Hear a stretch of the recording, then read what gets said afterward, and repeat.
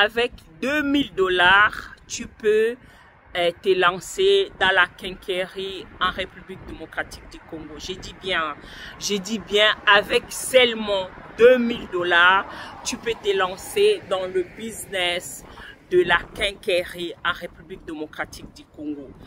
Si c'est la première fois que vous tombez sur notre vidéo, j'aimerais me présenter pour ceux qui ne me connaissent pas. Qui suis-je? Je suis Love Coach. Je suis la représentatrice de marque cosmétique Sarah Beauty. Et je fais du e-commerce, ça fait quand même depuis longtemps. Depuis 2017, je vends des choses en ligne. Je vends des mèches, je vends des perruques, je vends des parfums, je vends des ceintures, je vends tout.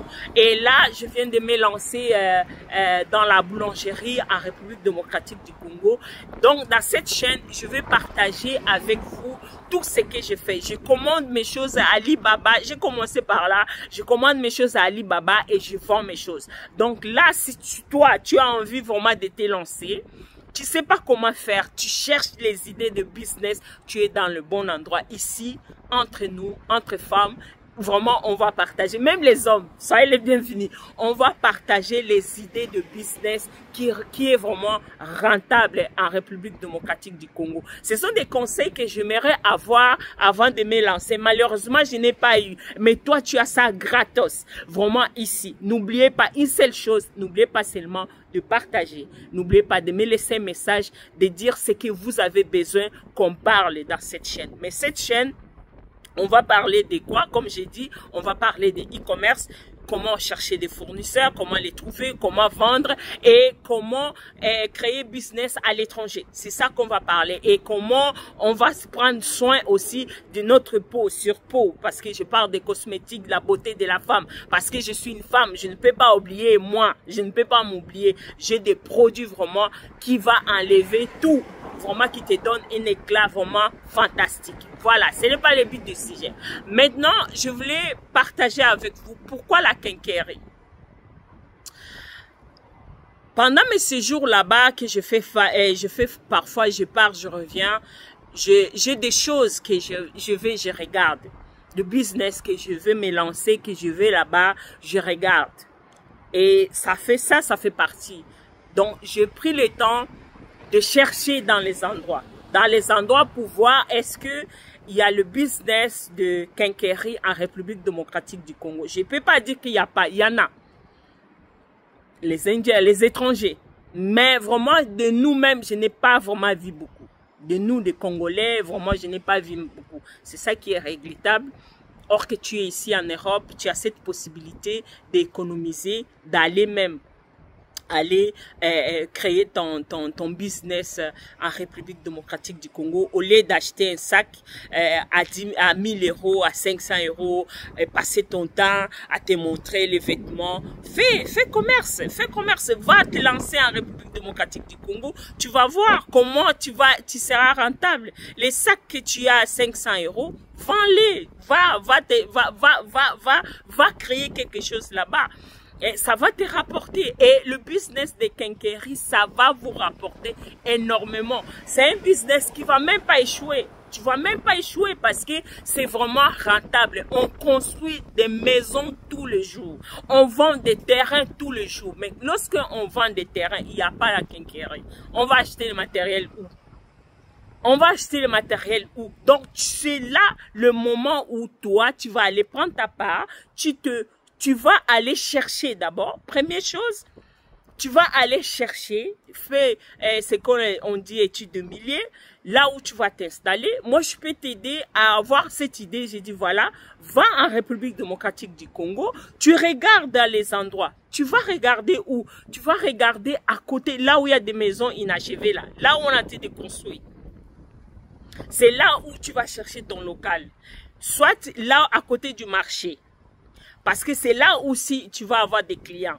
Ou si tu ne veux pas à côté du marché, tu vas chercher troisième endroit, là où il y a les carrefours. Parce que tu seras vraiment, toutes les voitures vont commencer à passer. Et c'est là où tu vas t'installer pour vraiment donner la visibilité aux gens et les gens vont te voir et c'est les gens qui vont commencer à venir. Ah, là, il y a un quincaillerie. Ça, c'est le premier point. Tu fais l'étude de milieu, tu regardes là où tu vas t'installer. Ton local, tu vas pas dépasser pas plus de 500 $. Ouais. Moi, je dis, arrêtez d'avoir cette idée de dire que voilà, je vais aller au Congo, je dois avoir seulement 10 000. Mais non! Qui vous a dit ça? Qui vous a dit pour aller au Congo, il faut avoir seulement 10 000 €? Pour se lancer en République démocratique du Congo, il faut avoir seulement 10 000 €. Mais non, c'est faux. C'est faux, ça n'existe nulle part. Avec 2 000 $, tu peux te lancer, tu peux lancer le business. Il y a plein de business que tu peux lancer, que je vais commencer à vous balancer ici, que moi-même j'ai fait les études, état de milieu, j'ai cherché. Donc, j'ai fait ça pour vous. Donc, avec ça, tu cherches un endroit, 500 $, pas plus. Pas plus, je dis pas plus. Et tu vas trouver, en RDC, tu vas trouver, arrêtez de rêver. Hein, commence ton business de la quincaillerie en République démocratique du Congo. Arrêtez de rêver, quoi. Commencez ton business de quincaillerie en République démocratique du Congo et tu vas avoir plein, tu vas avoir l'argent après. Lorsque vous allez trouver l'endroit là où vous allez s'installer, deuxième chose que vous devez faire, je vous dis, il faut vraiment suivre à la loupe. Vous devez aller chercher un bon fournisseur. Pourquoi? Parce que avec un bon fournisseur, si vous n'avez pas la possibilité d'aller à Dubaï ou bien en Chine, vous devez chercher un fournisseur sur place. Moi, j'ai trouvé deux ou trois comme ça. Premièrement, Kasavubu. J'ai trouvé un grand fournisseur là-bas. Je ne peux pas donner son nom ici ni l'endroit, mais c'est à Kasavubu. Vous allez aller là-bas à Kasavubu, vous allez trouver ce monsieur. C'est un grand monsieur. Il vend tout dedans. Il peut vous fournir. Il va vous fournir des clous jusqu'à ce que vous voulez. Mais nous, on ne veut pas aller dans le désordre. On doit aller structurer. Donc, on doit savoir ce que là où on doit aller. C'est une petite quincaillerie qu'on va ouvrir. Et cette petite quincaillerie-là, on a 6 mois de voir comment ça va évoluer, pour, ou bien une année, comment ça va évoluer pour se déménager, pour aller dans les grandes quincailleries. C'est ça l'idée. C'est ça l'idée. L'idée, ce n'est pas de rester petit. Et lorsqu'on a trouvé le local, on va aménager le local, on va mettre 200 € dedans, la peinture, on va peindre, on va mettre les étagères bien arrangées, ça soit très bien propre. Quand les gens viennent, ils s'attirent. Vraiment cette couleur de blanc cassé là, vous mettez ça dedans. Quand les gens viennent là, on voit vraiment que non, ça c'est vraiment quelque chose qui est propre, pas sale, s'il vous plaît. Sale là, les gens vont fuir. Pas des souris un peu gauche, droite, non. Vraiment que ça soit propre. Vous êtes à côté de la rue ou bien à côté du marché. Vraiment, voilà, c'est vraiment, ça va quoi. Et maintenant, lorsque vous avez déjà trouvé votre fournisseur, vous allez aller chez le fournisseur. Il va vous donner tout ce qui est le base, les choses matérielles de base dans la quincaillerie. Donc, on va faire quoi? On va acheter des clous, on va acheter des tournevis, on va acheter des marteaux, des fils, on va acheter de ciment, on va acheter de peinture, on va acheter les sols, hein? C'est ça, hein, les sols, la terre. Je ne sais pas si c'est les sols ou la terre, je ne sais pas. S'il vous plaît, dites-moi c'est quoi. J'ai oublié les noms. Dites-moi dans les commentaires, c'est les sols ou bien les terres. Je ne sais pas. La terre ou c'est les sols, je ne sais pas. Mais je sais qu'on l'achète. Donc, vous achetez, voilà, vous achetez. Et j'ai oublié, entre parenthèses, j'avais oublié l'emplacement. Hein? Donc, vous devez avoir une place de stock parce que peinture, ça pèse. Il ne faut pas aller dans le petit... non, il faut quand même prendre un espace qui là où vous allez stocker votre matériel quand vous allez acheter. Voilà.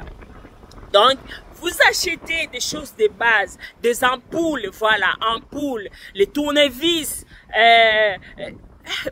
vraiment, il y a beaucoup de choses, des choses de base que moi je connais pas les noms, mais je sais, si je vois comme ça là, sur le papier, je vais écrire, mais je connais pas vraiment sur la tête, des choses de base, hein. Donc, si vous êtes dans le bâtiment, c'est encore mieux. Vous connaissez des choses de base. Voilà. Lorsque vous avez déjà acheté tout ça, donc vous avez votre fournisseur, ce qu'on va faire, c'est quoi? Vraiment, vous devez être gentil. Maintenant, ça rentre dans les ventes. Le vente, comment on va vendre? Vous avez bien arrangé votre matériel. Vous arrangez ça bien. Lorsque quelqu'un rentre, il a cette envie d'acheter. Parce que quand vous commencez, vous dites vraiment, achetez 10 euros, 10 $, vous avez un cadeau, par exemple, de clous, ou bien un cadeau de l'ampoule, vous donnez à la personne va revenir. Si vous êtes à côté de la maison inachevée, ou bien au carrefour, ou bien dans le marché, les gens vont venir toujours parce qu'on a besoin de clous, on a besoin toujours des ampoules, on a besoin de ciment. Si tous les ciments, les Congolais ont besoin de ciment. Moi, j'avais acheté un sac de ciment, ça m'a coûté cher à Kinshasa. Hein? Donc, on cherchait même les ciments, on ne trouvait pas. Donc, si vous vendez des ciments, on va venir chercher des ciments.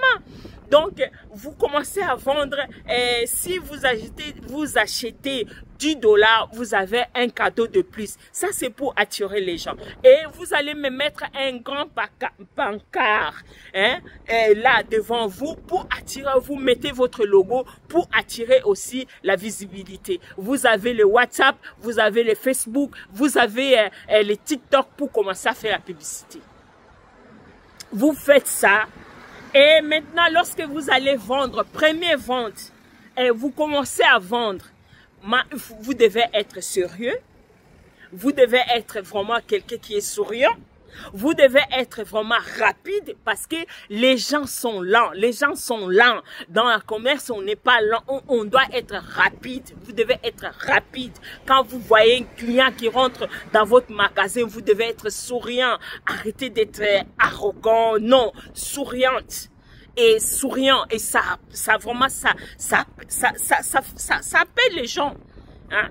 Ça appelle. Donc, vous devez faire ça. Lorsque vous faites ça, et l'argent des premières commandes que vous avez fait, vous mettez tout dedans dans le business. Ne mangez pas. J'ai dit, l'argent de commerce, ce n'est pas pour vous. L'argent du commerce, c'est pour le commerce. On ne mange pas l'argent du commerce parce que les gens, ils ont l'habitude de dire que non, c'est mon argent, je fais ce que je veux avec. Non, lorsque tu crées une entreprise, cet argent-là, ça ne t'appartient pas. Et c'est après que tu vas commencer à aller se mettre en règle avec l'État, tu vas aller chercher tes documents, t'enregistrer, te faire tes documents, que tu sois correct et jusqu'à tu as vraiment le temps de voir que non, voilà, j'ai mon capital. Si tu as dit, tu as dépensé 2000 $, plus tard, tu auras 2500. Et avec 2500, tu vas commencer à prendre une personne de confiance. Même avec 2000, tu vas avoir une personne de confiance que tu mettras là. Évitez d'aller trop côté gauche. Si tu as dans la famille quelqu'un qui est quelqu'un de confiance, tu le prends, il va travailler pour toi. Et il faut quand même savoir quelqu'un quand il travaille pour toi, il faut lui donner quelque chose. Voilà, il faut lui donner quelque chose, même si c'est ton frère. Il faut lui donner quelque chose.